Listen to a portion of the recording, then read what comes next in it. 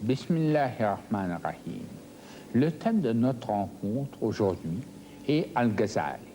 Certains pourront peut-être s'en étonner, car jusqu'à maintenant, nous avons pris surtout des auteurs modernes ou contemporains. Mais la question de modernité ou de classicisme ne se pose pas pour Ghazali. Il est plus proche de nous que beaucoup de nos contemporains. Et d'ailleurs, l'islam n'a pas à être classique ou moderne, il est ce qu'il est. Et Ghazali en est l'une des illustrations principales. On le surnomme preuve de l'islam, Hujjat de l'islam, ou bien son œuvre principale est le Ihya Ulumuddin, qui est de rendre vivantes les sciences de la religion. Et je crois que le mérite principal, probablement de Ghazali, est d'avoir su équilibrer dans une synthèse parfaite la raison et la foi dans un mizan, dans une balance, la vie intérieure, la vie de la conscience et aussi la loi pour toute la communauté. Et c'est pourquoi, cher frère Farhadi, aujourd'hui, nous allons parler un peu de Ghazali, non seulement parce qu'il est mort en décembre, exactement le 19 décembre, et c'était, d'après l'ère chrétienne, en 1111, il était assez jeune, il avait 53 ans, et la première question peut-être qui peut se poser, c'est qu'est-ce qu'il représente en lui pour le musulman aujourd'hui, c'est-à-dire qu'est-ce que Ghazali dans l'islam? Eh bien, comme vous avez dit, qu'il y a un équilibre parce que voilà un homme qui, au début de sa carrière, commence comme théologien, comme juriste, mais qui finalement se révèle comme penseur, comme soufi, et finalement comme un réformateur. Même contraste et puis équilibre dans sa vie personnelle, parce que c'est un enfant de famille pauvre, qui arrive à des honneurs de ce monde au degré très élevé, et puis qui lui-même choisit un retrait. Et même lorsqu'il revient à sa société, à sa famille, il préfère être plutôt à l'abri des lumières, des lustres de ce monde. Eh bien, avec votre permission, je voudrais bien, sur cette petite topographie, dire qu'il est né donc dans un pays persanophone, c'est le Khorasan, qui était déjà islamisé depuis assez longtemps, depuis 4 siècles, et il est né à Tous. Et c'est là où il a étudié. C'était avec son frère Ahmad, lorsque lui il avait 13 ans, ils ont été mis en pension, je dirais, parce qu'il n'avait pas d'autres moyens. Son père était mort depuis bien longtemps. Et il a été toujours enfant précoce, très intelligent. Et ce fut à l'âge de...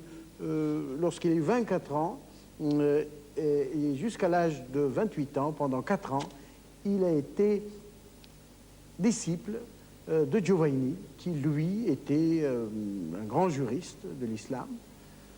C'est lui qui l'a formé au début, à cette époque-là. Et ensuite, c'est le temps où les Turcs Seldjoukides, ils ont la domination politique de cette région. Et un grand ministre, un mécène, et très bon musulman, qui est le Nizam al-Mulk, le vizir, il demande à Ghazali d'abord de faire des travaux comme émissaire politique, etc. Peut-être quelquefois il a ses charges, mais finalement il le demande d'enseigner à Bagdad. C'est la capitale du califat, d'enseigner à l'université de Nizamiya. Et c'est ce qu'il fait. Eh bien, frère Najmuddin Bammat, si vous voulez dire quelques mots de son enseignement à Bagdad et de ce qui lui arrive, parce qu'il n'y restait que 4 ans comme grand professeur, mais beaucoup de choses lui arrivent. Il y a deux choses qui me frappent. Tout d'abord, le fait qu'il ait connu son enseignement, l'apogée de son enseignement et tous les honneurs publics à Bagdad. En Mésopotamie, le calife alors était arabe, lui-même était originairement de langue iranienne, et le ministre qui l'a protégé, qui l'a installé à Bagdad, l'un des plus grands ministres de toute l'histoire de l'islam, Nizam ul-Mulk, était d'origine turque d'Asie centrale. Et ça, c'est l'islam. Ça, c'est l'islam. Et voilà l'islam. C'est cette réunion de peuples dépassant tout exclusivisme. La deuxième chose qui me frappe, c'est que Ghazali ne réagit pas comme un professeur frustré. Il ne se précipite pas vers le mysticisme comme sur des béquilles qui l'aideraient à marcher. Non, c'est un homme qui a dominé entièrement le droit, la philosophie de son époque, et même quand il réfute, il présente les spéculations d'un Averroès, par exemple, avec tellement d'art et de persuasion qu'on croirait qu'il a raison avant d'arriver à la réfutation. Donc c'est un homme au sommet des honneurs, au sommet de l'érudition, qui tout d'un coup enchère, déchire sa robe professorale et part. Et l'homme s'en va. Il s'en va où? Cette fuite au désert est le résultat d'une longue nuit de l'âme qui couvait, d'une crise qui est intérieure et spirituelle. L'homme enseignait déjà le soufisme, il se retirait, mais tout d'un coup, il renonce au monde, à ses fastes, et il s'en va. Et où va-t-il? Eh bien, c'est très intéressant, parce qu'il sait bien qu'il doit trouver un moyen de pouvoir commencer une errance dans l'incognito. Alors, il abandonne tout, donc les honneurs, ses amis, même sa famille, qui était en ce moment-là à Bagdad, et il s'en va comme un simple voyageur à Damas. Donc, de Bagdad, il va vers Damas, et là, il s'installe, toujours incognito, parce que c'est par la suite qu'il dit tout cela dans son autobiographie. Même parfois, il se réfugie dans un minaret. Personne ne peut le trouver là-bas, là où il médite. Et un jour, dans une mosquée à Damas, il passe voir les étudiants et leurs professeurs. Personne ne le connaît, parce qu'en ce moment-là, évidemment, les médias n'existaient pas. Et il voit le professeur dire, lorsqu'il y a eu un sujet de spéculation très vive, dire, voilà, d'après le grand professeur Razali, etc. Donc, cela devient une cause importante pour qu'il quitte même Damas. Et donc une autorité, voilà. Mais cette autorité le fait fuir. Voilà, exactement. Et il va vers le chemin de désert, et c'est le désert de Palestine. Il arrive à Jérusalem, là où il dit, il se réfugie au-dessus des rocs pour toujours méditer. Et finalement, il y a chez lui une quiétude spirituelle qui s'installe, et c'est très important. Mais cette quiétude spirituelle ne sera pas la cause de son retour au grand professorat de Bagdad, mais ce sera autre chose. Il rentre dans sa famille, dans sa ville natale. Cette autre chose est peut-être l'aspect le plus émouvant de la vie de Ghazali. Il y a eu d'abord, dans un premier temps, le professeur honoré. Dans un deuxième temps, il y a eu le spirituel qui se retire. Et dans un troisième temps, il revient à la vie quotidienne. Et de ces trois temps, je crois que une phrase, vous me permettrez de la citer, la résume. Je me permets de la citer parce qu'elle est du livre de mon père, Visage de l'Islam, qui aimait beaucoup Ghazali, et vous avez connu d'abord. J'ai connu votre père. Alors je terminerai. Il y a un quart de siècle, je l'ai connu. Je le citerai pour terminer cette émission sur la vie de Ghazali. il décrit la crise de la manière suivante. Certes, il le sait, la religion véritable n'est pas seulement dans l'accomplissement des prières quotidiennes, ni dans l'observation stricte d'autres prescriptions rituelles, mais elle est aussi et surtout dans la pureté de l'âme, dans le renoncement aux biens terrestres, dans la lutte contre les passions mauvaises. Mais cette notion n'est-elle pas superficielle? Les réalise-t-il lui-même dans son être intime?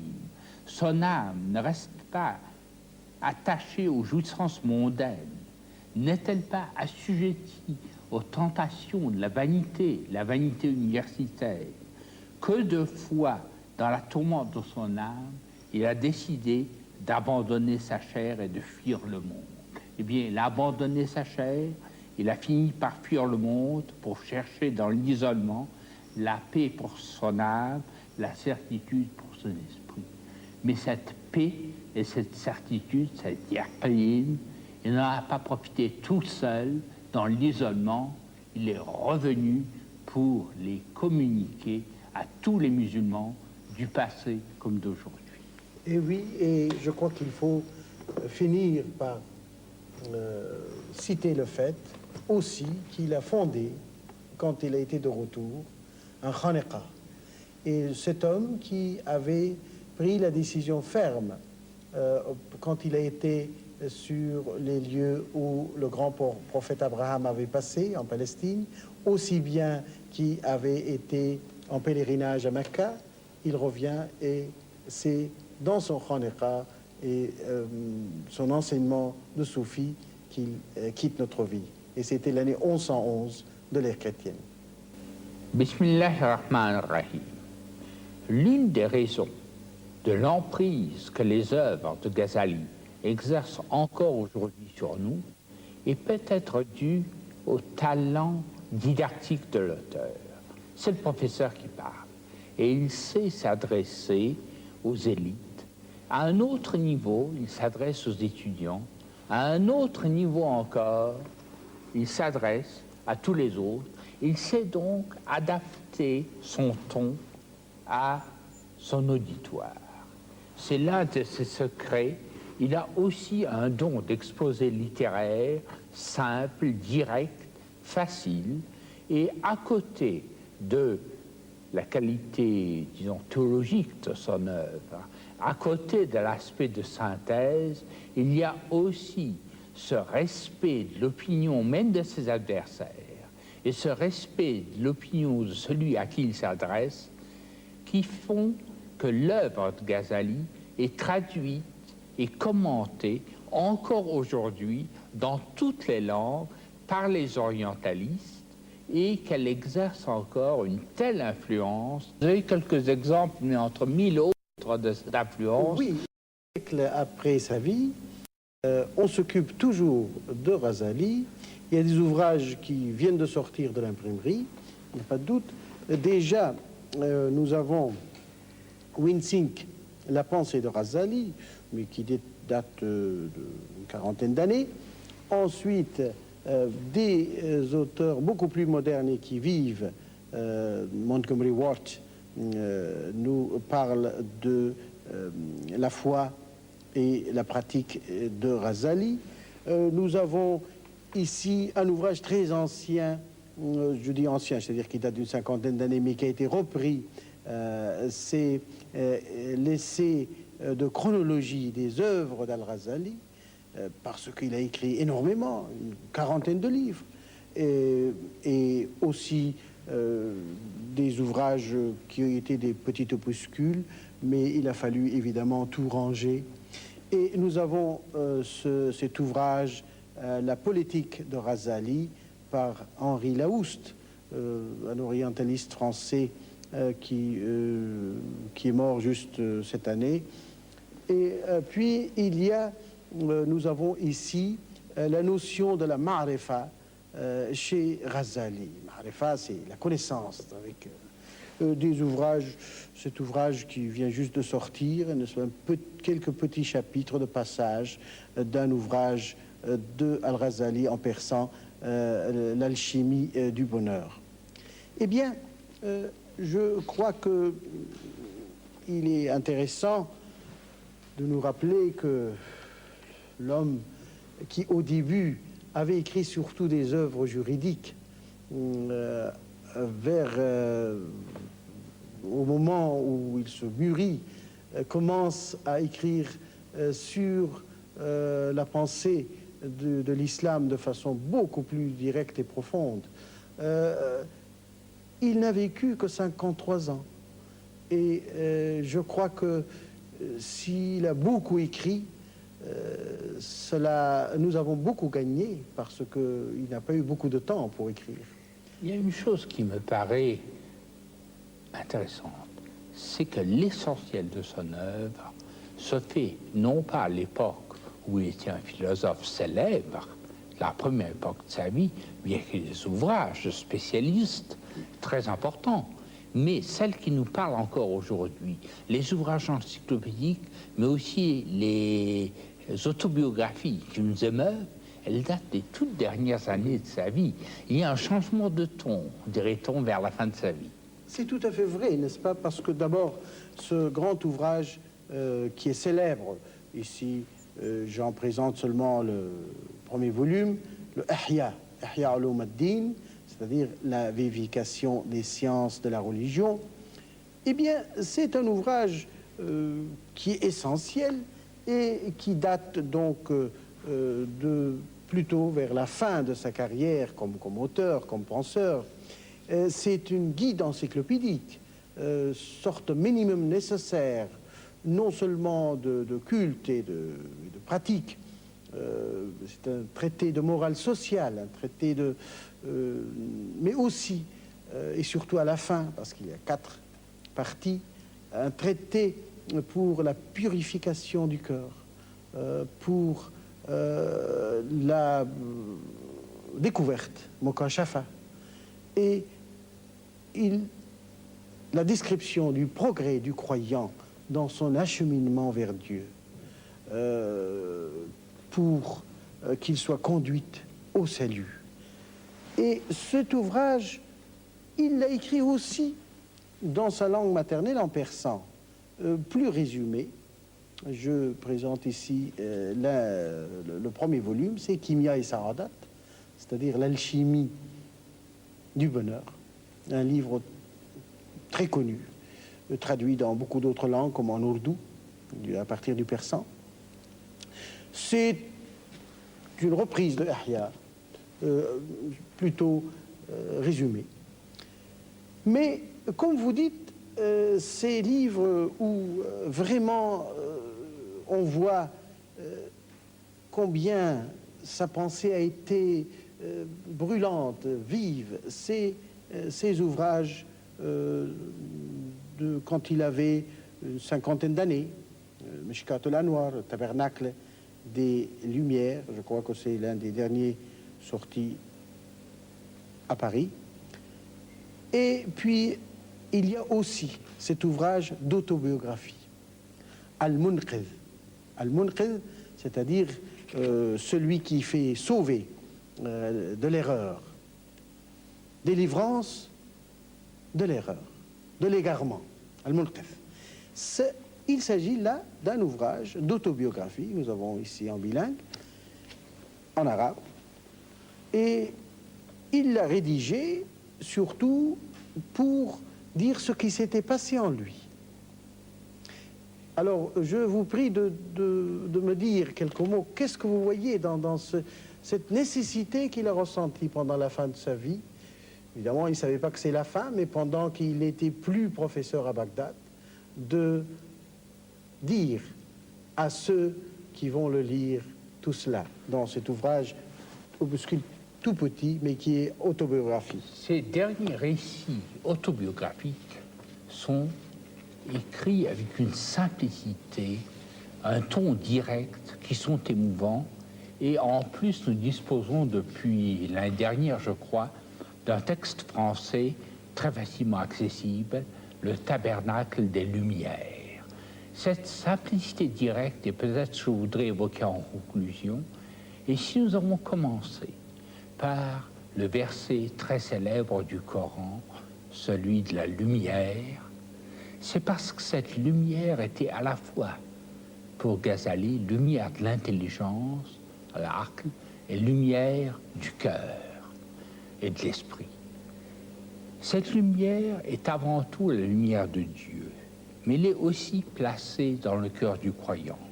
Et c'est par cette connaissance directe, vécue dans une expérience personnelle et exprimée dans ses dernières œuvres, qu'apparaît la synthèse entre la foi et la théologie. De même qu'elle a dépassé le stade du raisonnement philosophique, de même qu'elle a dépassé la phase de l'argumentation théologique, il a aussi dépassé les extases, la mystique pour elle-même. Il est revenu sur Terre et ce qu'il a trouvé, c'est l'équilibre. L'équilibre entre les facultés intellectuelles et les facultés sensibles. C'est la foi en Dieu seul, mais aussi et par conséquent la confiance dans la valeur de l'âme.